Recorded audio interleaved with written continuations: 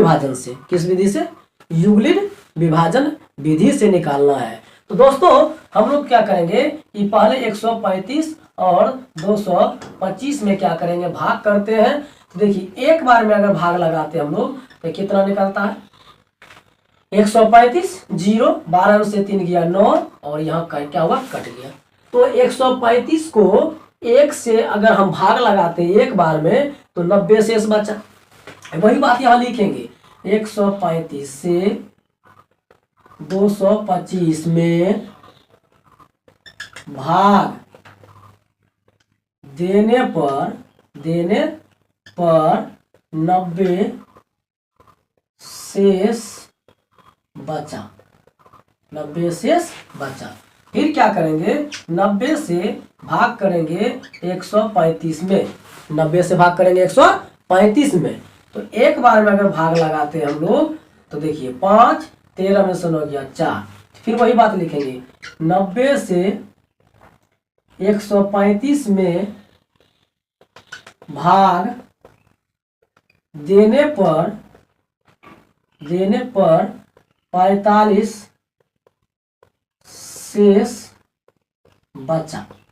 फिर क्या करेंगे, 45 से 90 में भाग देंगे, 45 से 90 में भाग देंगे, 45 दूना 90, देखिए 90 90 कट गया।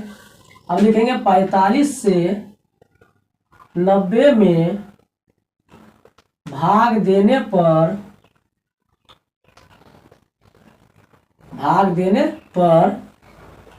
0 शेष बचा।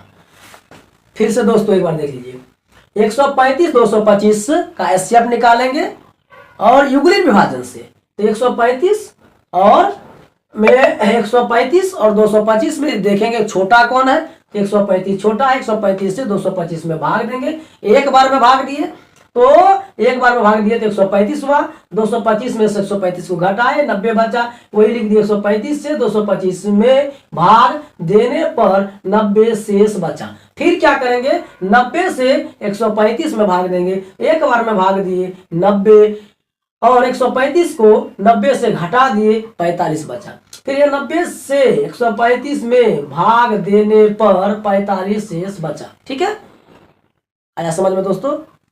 अब फिर क्या करेंगे, जो शेष बचा है उस शेष से ही 45 से 90 में भाग देंगे, 45 दूना 90 पूरा कट गया, 45 से 90 में भाग देने पर 0 शेष बचा। कितना बचा, 0।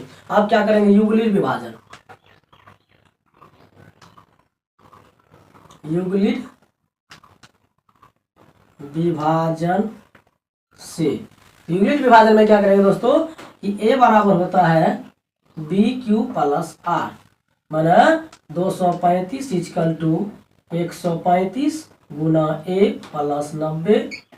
फिर क्या करेंगे, 135 इक्वल टू 90 गुना 1 प्लस 45। फिर क्या करेंगे, 90 इक्वल टू 45 गुना 2 प्लस 0, यहाँ लिख देंगे एचसीएफ इक्वल टू 45, जिसमें 0 आएगा वही उसका एचसीएफ हो जाएगा।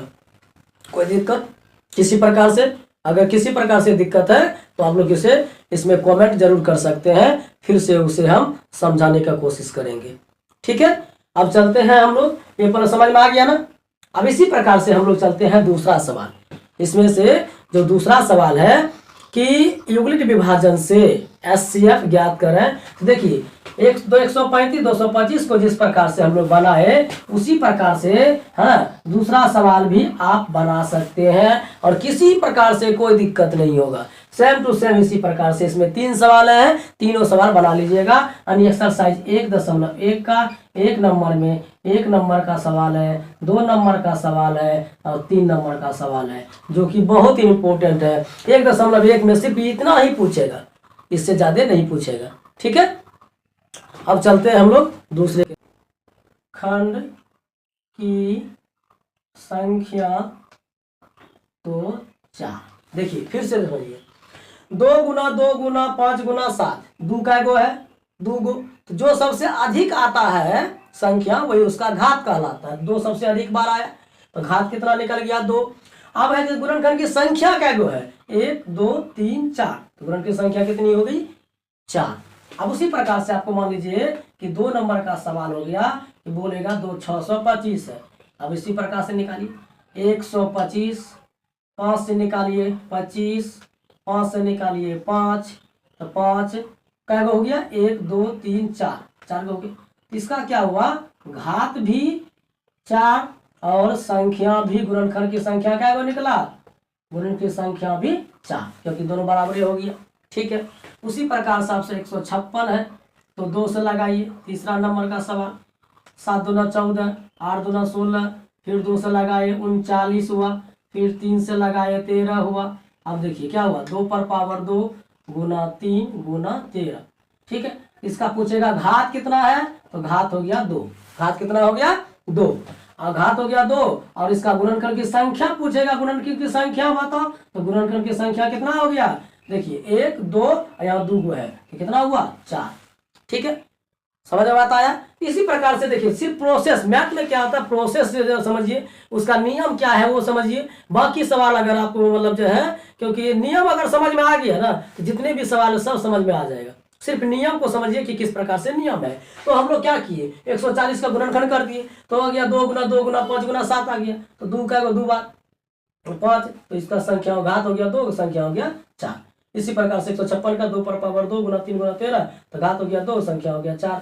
इसी प्रकार 625 का हो गया, घात हो गया 4, संख्या हो गया 4। तो इस प्रकार से हम लोग क्या कर सकते हैं, बना सकते हैं। तो आज तक का वीडियो में यहाँ तक का सवाल हम लोग जो है हल किए। आगे के वीडियो में इससे आगे सवाल को हम लोग हल करेंगे। Thank you.